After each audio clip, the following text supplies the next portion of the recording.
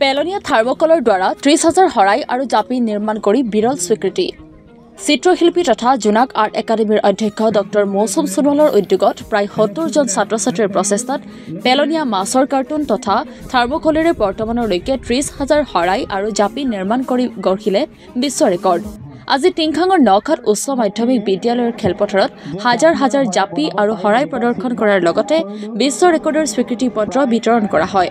জাপি আৰু শৰাই নিৰ্মাণ কৰি ইতিমধ্যে ২০২২ চনত অসম বুক অৱ ৰেকৰ্ডছ আৰু ইণ্ডিয়া বুক অৱ ৰেকৰ্ডছত স্থান লাভ কৰাৰ পিছত এইবাৰ অফিচিয়েল ৱৰ্ল্ড ৰেকৰ্ডছত স্থান লাভ কৰিছে জোনাক আৰ্ট একাডেমীয়ে। উল্লেখ্য যে ডিব্ৰুগড়ৰ জকাই কলিয়নী গাঁৱৰ নিবাসী চিত্ৰশিল্পী ডক্টৰ মৌচুম সোণোৱালৰ নেতৃত্বত প্ৰায় ৭০গৰাকী ছাত্ৰ-ছাত্ৰীৰ সহযোগত ৭ বছৰৰ নিৰলস প্ৰচেষ্টাৰ অন্তত এই বিশ্ব ৰেকৰ্ড গঢ়িবলৈ সক্ষম হয়।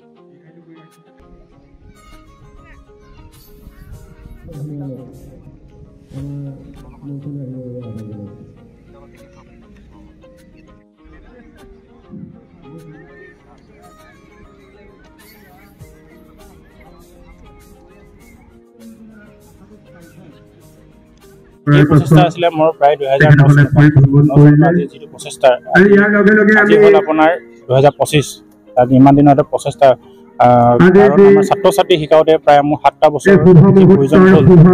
অধিকতকৈ অধিক যিটো প্ৰশিক্ষণ এটা মানসিকভাৱে প্ৰস্তুত হ'বলগীয়া হ'ল।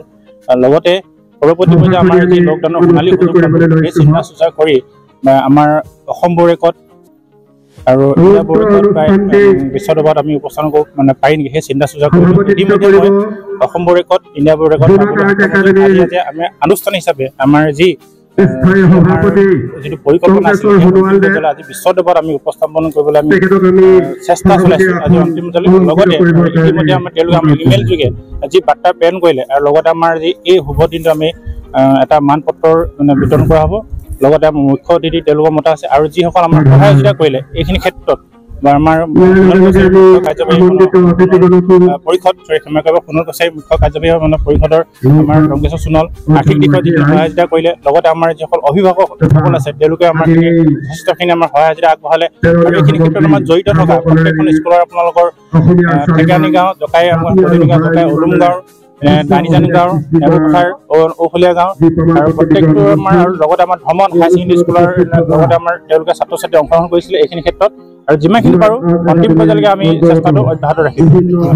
আৰু এতিয়ালৈকে আমি প্ৰায় আগৰ যিখিনি জাপি আৰু শৰাই একেলগে প্লাছ কৰি কিনে আমাৰ আজিৰ দিনটোত আমি প্ৰায় ৩০,০০০ কৰিছোঁ।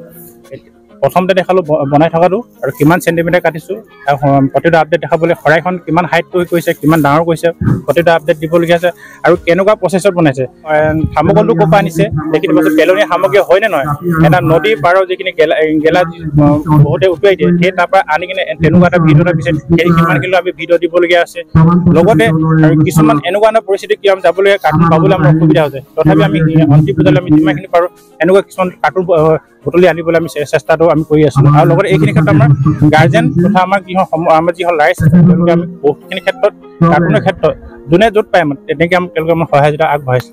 আজি আগৰ ল'ৰাই মুঠতে ৩০,০০০ জাপি ফুলাম জাপি আৰু শৰাই বিশ্ব দৰবাৰ ৰেকৰ্ড হ'বৰ কাৰণে গোট খাইছে এইখিনি বস্তু। ইয়াৰ যিটো মৌচুম সোণোৱালৰ আৰ্টিষ্ট তেওঁৰ মনৰ যিটো দাৰ্শনিক চিন্তা সেই চিন্তা আজিৰ দিনত ফলৱৰ্তী হওক আমি আশা কৰিছোঁ।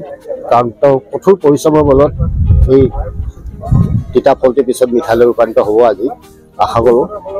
আৰু মই বাইবেলটো কৈছোঁ যে অসমীয়া সংস্কৃতিৰ দুটা বস্তু তেওঁ বাচিলে যে এক হ'ল জাতি আৰু শৰাই।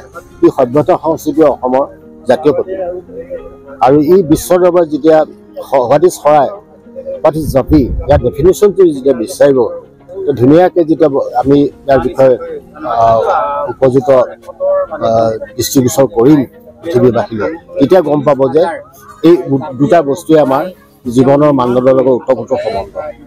বিহু বুলি ক'লে নাচনীৰ হাতত জাপি থাকিব লাগিব সেউজীয়া জাপি বৰীয়া জাপি এইবিলাক নাম আছে। শৰাইটো আমাৰ বিভিন্ন নামঘৰৰ পৰা আৰম্ভ কৰি ডাঙৰ মানুহৰ বুঢ়া নেতাসকলক আদৰিবলৈ হ'লেও শৰাইৰ দৰকাৰ হয়। এই পেলনীয়া সামগ্ৰীৰ পৰা তাৰ যিটো চিন্তা দৰ্শন ইমান কষ্ট কৰি মেলি আজি গোট খাইছে ইয়াত মই খুব শলাগ লৈছোঁ তাক।